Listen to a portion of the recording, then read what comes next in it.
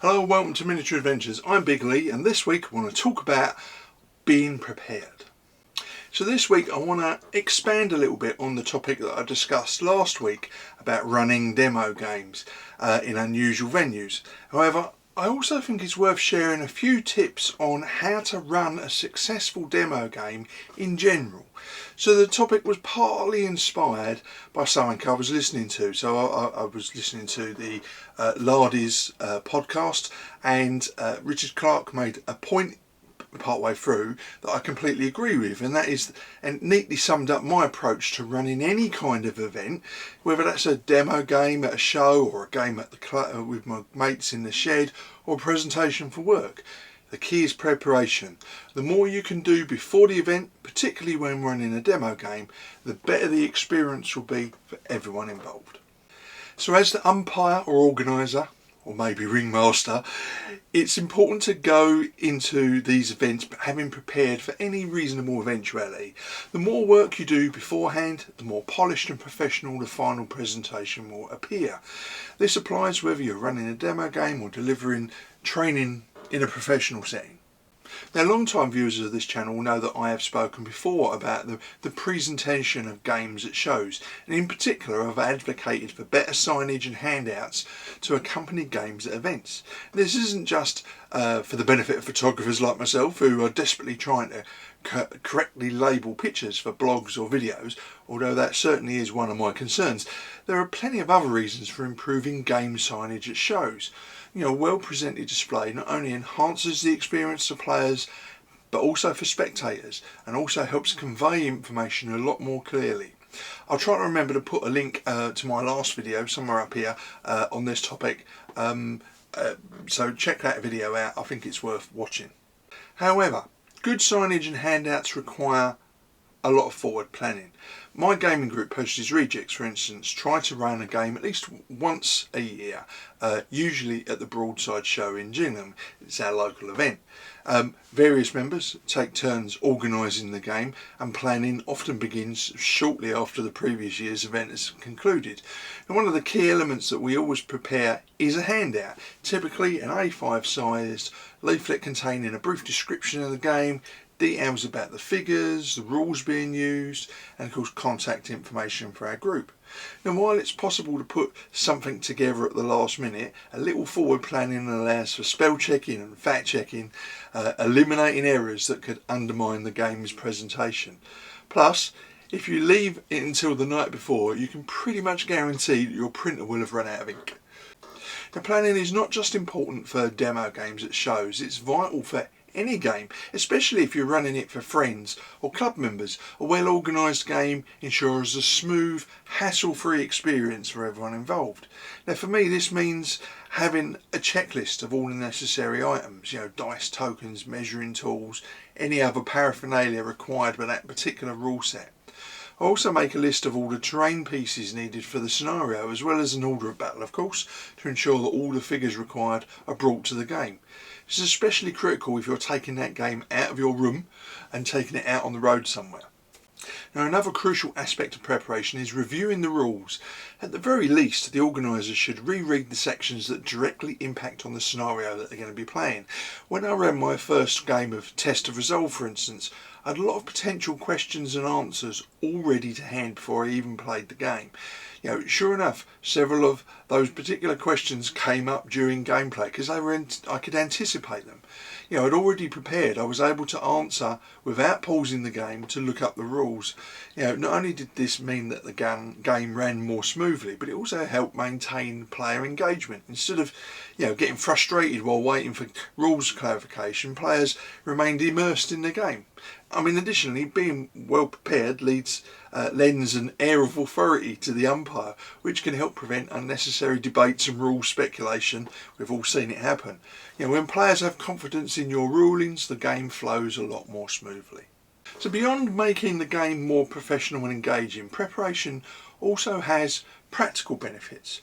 A well-organised game is quicker to set up and run, which maximises gameplay time. You know, it's especially important if time is limited, such as down the club where you have to be packed up by a certain time, or for a club night or a demo game, there's a finite amount of time that you have. Being prepared helps organise the table space. Knowing exactly what is needed and more importantly what isn't allows the players to remain, the playing surface to remain uncluttered, making the game a lot more enjoyable for everyone involved.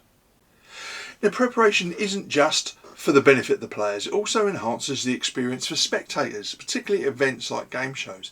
A well organised and smoothly run game is more engaging for onlookers. As I've already discussed, organisers that have taken the time to prepare high quality table signage and handouts will naturally attract more interest. A well prepared game keeps the audience entertained, and in my experience a good game will have visitors coming back to check out on its progress during the course of an event.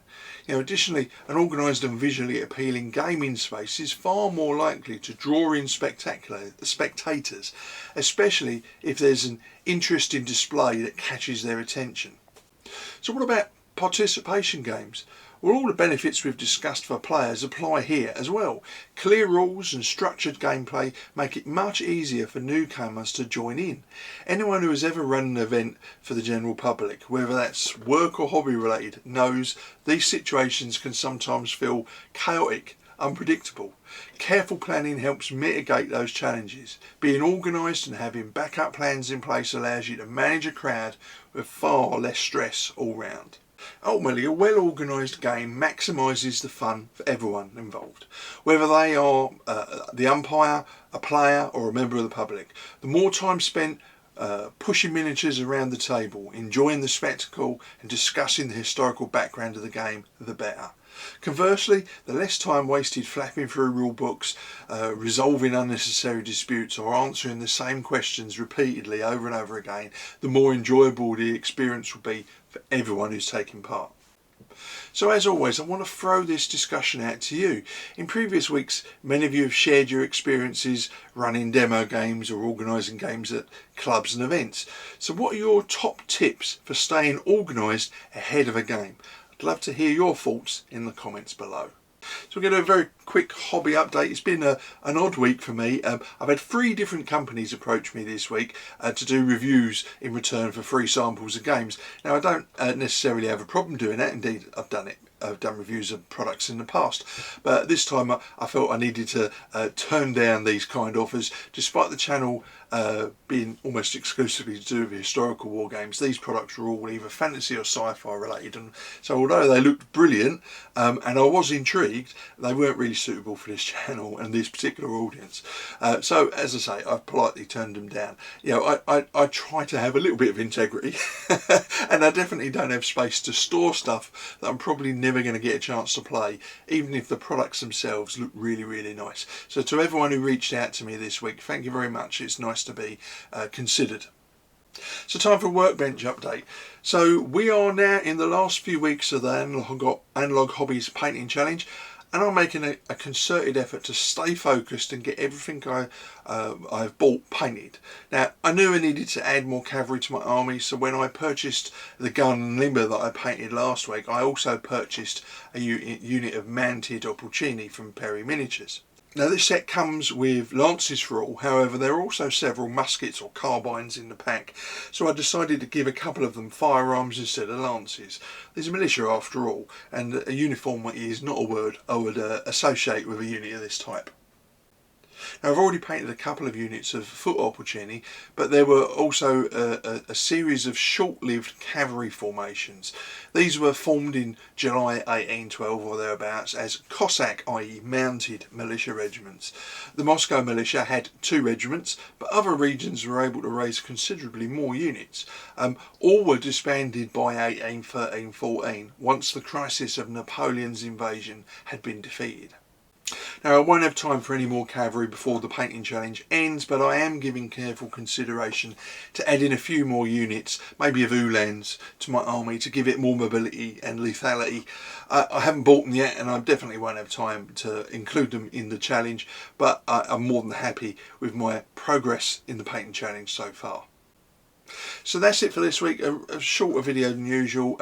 Please join the conversation in the comments below. I really do enjoy reading them and try to respond to as many as I can, time permitting. And of course, if you enjoyed the video, please like, subscribe and share to help grow this community that we've built on the channel. So until next week, stay safe, keep gaming, and of course, keep rolling hard.